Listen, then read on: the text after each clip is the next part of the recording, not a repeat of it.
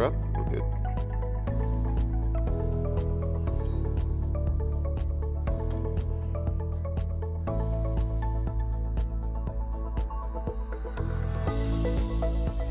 Thank you, thank you.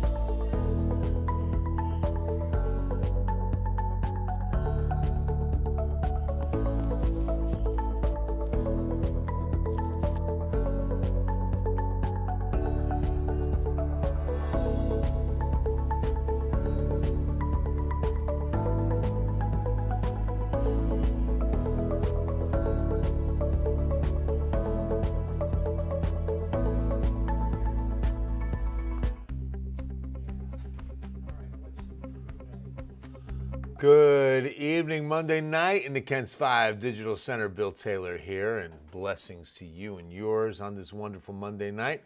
Hope it was a great day today. We got one down, 4 to go, right? So, big celestial event later, well, overnight into tomorrow morning. It's really early tomorrow morning, not so much late tonight. But it is a lunar eclipse where the moon will pass through the shadow of the earth. So it's called the umbra when we go into total eclipse, which can turn the moon into like a blood red color. It's really cool. And here's the timing. We're going to be seeing this in San Antonio beginning around 5:03, 5:04 into total eclipse. It's expected to last an hour.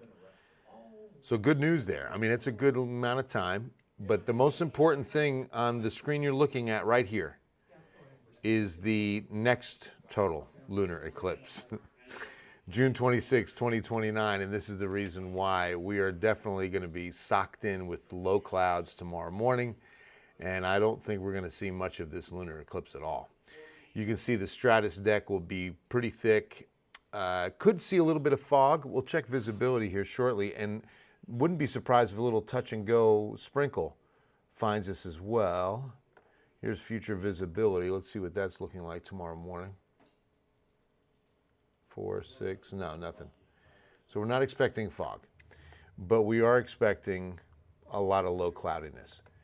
It will only last until early afternoon at the latest, as is the case like we saw today, right? We started cloudy, even looks like rain, but then here comes a warm, sunny afternoon, mid to upper 80s, good south wind tomorrow too. So Jamie, yeah, as I was just saying, you'll probably, it's not going to matter very much at all, but it just depends on moon position at that time. Let me see.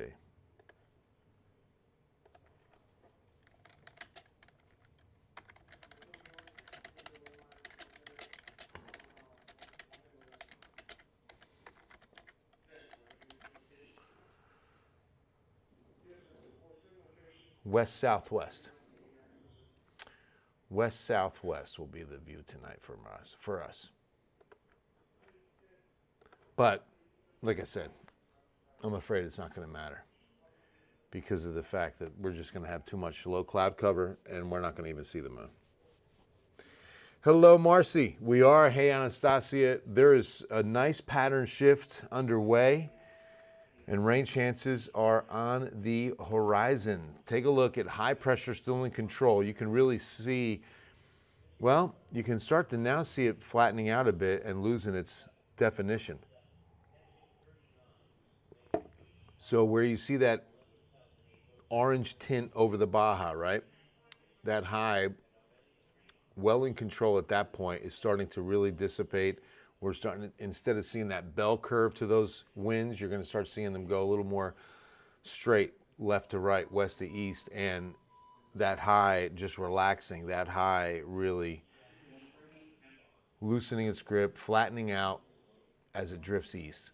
And what that'll do now is open the door to a southwest flow, which we'll start seeing some disturbances ride that flow and into South Texas. So the first one is coming as early as Wednesday, and we're expecting some thunderstorms on this line that develops right here.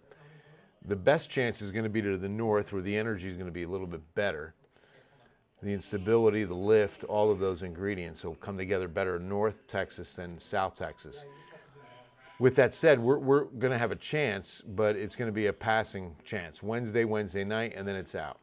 Thursday looks pretty dry for us. Maybe out west it's wet. And then our next best chance comes in Saturday. Now, look at this low that develops out west. And what happens is, watch as it sinks farther south into the Pacific there. It stays there for a couple of days because it's what we call a cutoff low. A cutoff low is cutting itself off from the jet stream. It doesn't get picked up and moved from west to east as swiftly as most systems do. When it's cut off, it's kind of like this, rebel away from the flow that just sits, and it's going to be there as long as it is there. And it'll finally drift east, but that's not going to be until probably Monday, Tuesday. Look at this. Wednesday of next week before this thing really kicks through. So that means some decent rain chances, I'm afraid, for the beginning of spring break.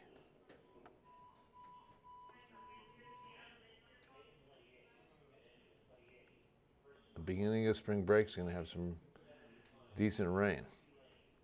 And I think it clears out, you can see right there, by late Wednesday, Thursday. So it'll be a nice finish, but it looks like it might be a little bit of a wet start. Albert Cantu, Yacht Rock, Friday evening, 7 to 11. Let's see what we got, bro. Friday night Yacht Rock. Next Friday looks good for sure.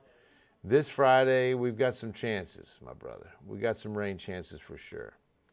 But now we'll know by like Wednesday. Let's stay in touch, and Wednesday we can make the call. I'll get some high-resolution data on it. Wednesday, 48 hours out, is when we can really pinpoint timing when you're saying 7 to 11. We can't do it accurately until Wednesday, so hit me up. Hello, Grace. Pattern changes severe Friday through next Wednesday. No. That many days? No. Not severe that many days, but we will have the potential of a couple of stronger thunderstorms for sure in this makeup, if you will. Because there'll be a Pacific front that'll be kind of that surface trigger. The upper level energy is going to come from that low, and just depending on how it comes through. See, like right now, it comes through pretty far south, which gives us a better opportunity for some of those thunderstorms about midweek, Tuesday, Wednesday. Jared, great question. So the next two graphics I'm going to show you are the rainfall potential, and the Euro is very optimistic.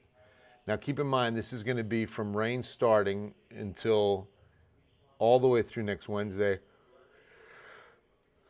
9 p.m. And it's got 5 1/4 inches in the gauge. That's a 1 week total, but that's really good. Now, the GFS, the American model, doesn't sell it as much. We get good rain through Wednesday night. We're looking at more than an inch, but not more than 5, like the Euro is saying. So, Grace, it's always possible. If we get the right amount of rain in a short amount of time, then, like what the Euro is predicting with enough moisture to produce 5.5 inches of rain, it would be over the course of several days, albeit, but if it all falls and there's not enough of a break between for the runoff, then you can get some flooding, yes. Thank you, my man. Albert, I'm here for you, bro. Love you. Yeah, Don, they're looking at, Robert, Don, they're looking at a better threat Wednesday for some strong storms than we are, as is the case, again, Friday through Saturday and even Sunday, because most of the energy with both of these systems, or I should say, yeah, both essentially, because there's one Wednesday, then another good, that upper level low, the cutoff low is going to be what we deal with over the weekend, that the better upper level dynamics will be north of us, up I-35. So beginning at Austin to North Texas especially. Wednesday, North Texas is in a 2 out of 5 risk of severe weather. Hey, Allison, right? Thirsty Lawns. Sounds like a good band. Jacob, what's going on, man? Homemade triple cheese with the onion rings. Nice, bro. That's a menu. 14th, Marie. Let's see what we've got on the 14th thus far, because it's on our 14-day forecast from the San Antonio Riverwalk. So the 14th right now looks really good. We get this all out of the way for a nice weekend that weekend. You're welcome, Robert. Absolutely.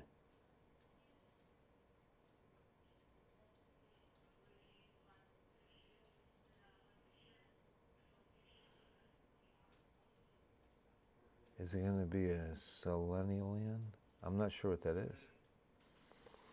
So maybe. I don't know. But it's definitely, we're not going to see it. Elisa, short downpours. Oh, I know. That would be nice. Thank you. Appreciate you for watching. But look at all the rain chance days. I mean, honestly, you know, Wednesday night, then we get a break Thursday before chances go right back up Friday. Right now, Friday night, Albert, 30%. But then we're jumping. Saturday, Sunday, the weather impact alerts, not necessarily for severe, although thunderstorms are going to be possible. I'm not ruling out severe thunderstorms, okay? Let's say that first. But that's more or less because of the probability on a Saturday and Sunday. When you're going to have more plans than you would during the week, you're going to have bigger plans, that's for sure, or outside plans are more likely on a Saturday and Sunday. So I just want to give you those forecasts and those heads up now. That's why we do the weather impact alerts. It's not just for severe weather. And yes, time is moving forward this weekend. We lose an hour.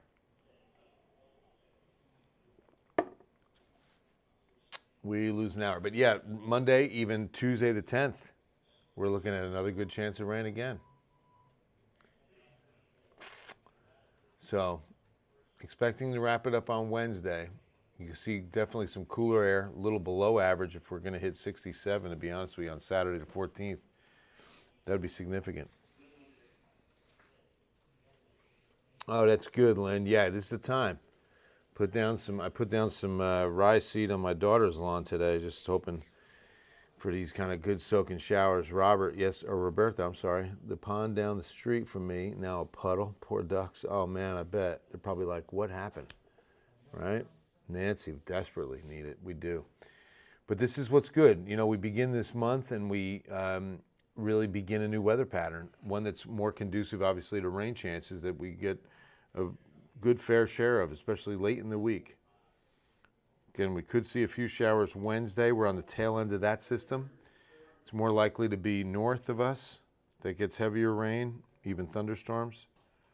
And that does include Austin, as we were talking about. It's going to be a breezy week, absolutely. Heading to Albuquerque, rain in West Texas, New Mexico, going to be rain there and cold. Yes, this is all moving from that direction. So you're going to be getting that. Just think about all this forecast days ahead of it, okay, for West Texas and New Mexico. Just, you know, a couple days. But yeah, definitely going to be getting there first, Mario, and then through here.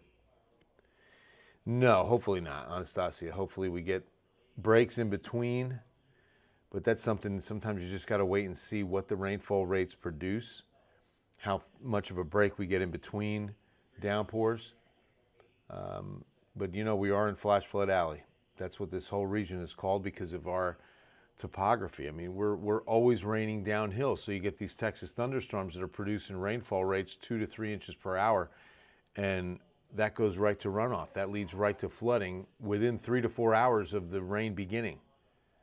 So that's why it's called flash flooding. Flooding is one thing, but flash means that it's happening within 3 to 4 hours of the rainfall event's start.